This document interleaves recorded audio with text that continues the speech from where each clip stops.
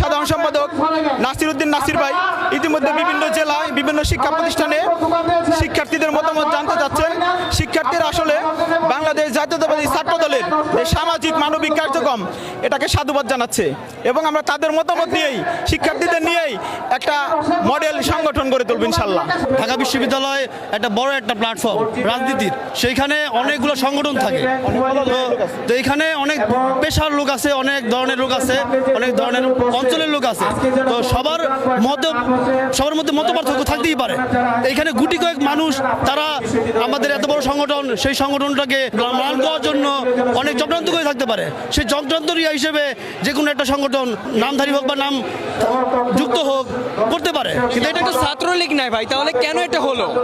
এটা সাধারণ ছাত্রদের মধ্যে ভালো খারাপ থাকতে পারে, হ্যাঁ, লুকায়িত অবস্থা থাকতে পারে। সাধারণ ছাত্রদের বেশে অনেকেই আছে যারা লুকায়িত আছে, সেখানে ছাত্রলীগ